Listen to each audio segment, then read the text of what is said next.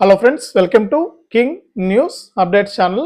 మన తెలంగాణ రాష్ట్ర వ్యాప్తంగా ఎవరైతే అర్హత ఉన్నటువంటి పెన్షన్ల కోసం ఎదురు చూస్తున్నారో, ఇక మన సీఎం రేవంత్ రెడ్డి గారు ఎన్నికల మేనిఫెస్టోలో ప్రతి నెల కూడా ఇప్పుడు ఇస్తున్నటువంటి ఆసరా పింఛన్లు స్థానంలో, అంటే వృద్ధులకు వితంతువులకు ఇస్తున్నటువంటి 2016 రూపాయల స్థానంలో మనకు 4000 రూపాయలు ఇస్తామని, ఇక నాలాంటి వికలాంగులకు ఇస్తున్నటువంటి 4016 రూపాయల స్థానంలో 6000 రూపాయల పింఛన్ ఇస్తామని ఆయన ఎన్నికల మేనిఫెస్టోలో అయితే మనకు ప్రకటించడం అయితే జరిగింది.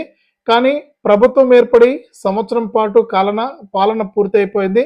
సంవత్సర కాలం పాటు ఇక పాలన పూర్తయిపోయినా కూడా ప్రభుత్వం ఏంటంటే ఈ యొక్క పథకాల డబ్బులను, అంటే ఈ యొక్క పింఛన్ల పెంపు విషయంలో మాత్రం ఎటువంటి నిర్ణయం తీసుకోలేదు. ఇక ప్రభుత్వం ఎటువంటి నిర్ణయం తీసుకోకపోవడంతో మనకు ప్రజల నుంచి, పెన్షన్దారుల నుంచి విమర్శలు రావడం జరిగింది. ఇక గత నెలలో కూడా మనకు చాలా మంది నాలాంటి వికలాంగులంతా కూడా వికలాంగుల పోరాట సమితి, మనకు మందకృష్ణ మాదిక్ గారు, హరీష్ రావు గారు, బీజేపీ వాళ్ళు అంతా కూడా మనకు ధర్నాలు ఇవి చేయడం జరిగింది. ప్రభుత్వం పైన అయితే విమర్శలు చేయడం జరిగింది. ఇక ప్రభుత్వం ఏం చేస్తుంది, ఇప్పటికే మనకు ఎన్నో రోజులైంది మనం చెప్పి ఈ యొక్క పింఛన్లు పెంచుతామని హామీ ఇచ్చి, మరి ఇంతవరకు ఎందుకు ఈ పింఛన్లను పెంచలేకపోయారు సీఎం రేవంత్ రెడ్డి గారు అని వాళ్ళంతా కూడా మనకు ప్రభుత్వం పైన అయితే విమర్శలు చేయడం జరిగింది.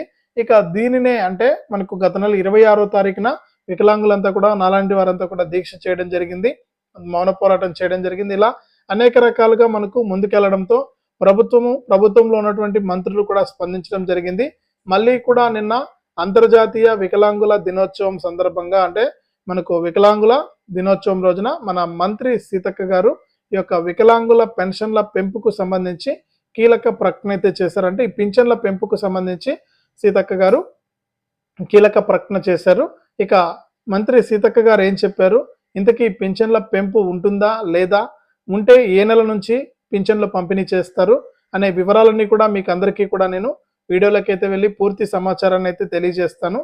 దయచేసి వీడియో చూస్తున్న ప్రతి ఒక్కరు కూడా ముందుగా వీడియోను ఎక్కడా కూడా స్కిప్ చేయకుండా లాస్ట్ వరకు చూడండి. మీరు వీడియోను లాస్ట్ వరకు చూస్తేనే మీకు సమాచారం అనేది తెలుస్తుంది. తప్పకుండా లాస్ట్ వరకు చూడండి. ఇక వీడియోను లాస్ట్ వరకు చూడటమే కాకుండా ఈ వీడియో కింద ఈ విధంగా లైక్ బటన్ ఉంది, తప్పకుండా మీరు వీడియోను లైక్ చేయాలి.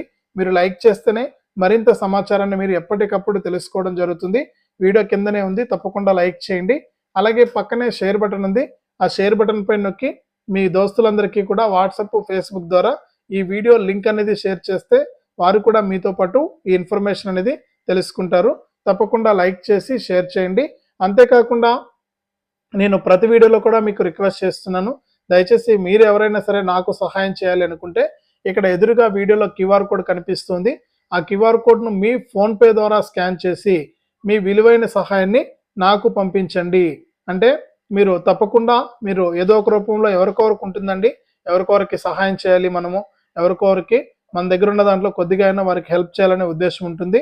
అటువంటి వారు ఎవరైనా సరే మన వీడియోస్ చూస్తూ ఉంటే తప్పకుండా వీడియో చూస్తున్న ప్రతి ఒక్కరూ కూడా ఇక్కడ ఎదురుగా వీడియోలో కనిపిస్తున్న క్యూఆర్ కోడ్ను మీ ఫోన్పే లేదా గూగుల్ పేతో ఇక్కడ స్కాన్ చేయండి. స్కాన్ చేసి మీ విలువైన సహాయాన్ని నాకు పంపించండి.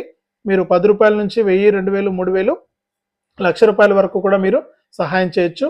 మీ సహాయం కోసం నేను ఎదురు చూస్తూ ఉంటాను. తప్పకుండా సహాయం చేయండి. మీ సహాయం చాలా విలువైంది.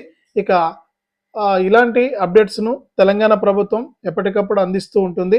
ఈ పథకాల సమాచారాన్ని తెలుసుకోవాలంటే వీడియో కింద సబ్స్క్రైబ్ అనే బటన్ ఉంది, సబ్స్క్రైబ్ చేసుకోండి. సబ్స్క్రైబ్ అయిన వెంటనే గంట వస్తుంది, గంట పైన నొక్కితే మళ్ళీ నోటిఫికేషన్ గంట వస్తుంది. ఆ గంట పైన కూడా నొక్కి ప్రతి అప్డేట్ను కూడా మీరు మిస్ అవ్వకుండా తెలుసుకోండి. ఇక మన తెలంగాణ రాష్ట్ర వ్యాప్తంగా దాదాపు మన తెలంగాణ సీఎం రేవంత్ రెడ్డి గారు ఎన్నికల మేనిఫెస్టోలో హామీ ఇచ్చారండి. ఇక ఇప్పుడు ఇస్తున్నటువంటి ఆసరా పింఛన్ల స్థానంలో కొత్త చేయూత పింఛన్లను అయితే తీసుకొస్తాం. ఈ చేయూత పింఛన్ల ద్వారా ప్రతి ఒక్కరికి కూడా 4000 మరియు 6000 రూపాయల పింఛన్ అందిస్తామని ఆయన ఎన్నికల మేనిఫెస్టోలో హామీ ఇచ్చారు. ఇక ఆయన ఇచ్చినటువంటి హామీ బాగానే ఉంది. ఇక అందరూ కూడా ఎదురు చూశారు. ప్రభుత్వం వచ్చినటువంటి 100 రోజుల్లోనే ఈ పింఛన్లు కానీ అన్ని 6 గ్యారెంటీలు ఏవైతే ఇచ్చారో ఈ 6 గ్యారెంటీలను అమలు చేస్తామని సీఎం రేవంత్ రెడ్డి గారు అయితే ప్రకటించారు గతంలో. కానీ ఎక్కడా కూడా మనకు, అంటే సంవత్సరం కాలం పూర్తి అయిపోయింది, సంవత్సరం పాటు కూడా పాలన పూర్తి చేసుకుంది మన తెలంగాణ ప్రభుత్వం. ఇక ఈ సంవత్సర కాలం పాటు పాలన పూర్తి చేసుకున్న దానికి గాను తెలంగాణ ప్రభుత్వం ప్రజాపాలన కింద విజయోత్సవాలను అయితే సభలు అయితే చేస్తూ ఉందన్నమాట. ఇక 9వ తారీఖు వరకు కూడా ఈ ప్రజాపాలన విజయోత్సవాలు అయితే ఉంటాయి. ఈ ప్రజాపాలన విజయోత్సవాల్లో భాగంగా మనకు తెలంగాణ ప్రభుత్వం కీలక నిర్ణయం అయితే తీసుకున్నట్లు కూడా మనకు అప్డేట్ అయితే తీసుకొచ్చింది మన ప్రభుత్వం. అంటే ఈ పింఛన్ల పెంపు విషయంలో మనకు మంత్రి గారు అయితే ఒకటే స్టాండ్ అయితే చెప్తూ ఉన్నారండి. మన మంత్రి సీతక్క గారు మొన్న వికలాంగుల క్రీడా పోటీలు ప్రారంభించినప్పుడు కూడా సీతక్క గారు అయితే మనకు పింఛన్ల పెంపు పైన సీఎం రేవంత్ రెడ్డి గారు సిద్ధంగా ఉన్నారు.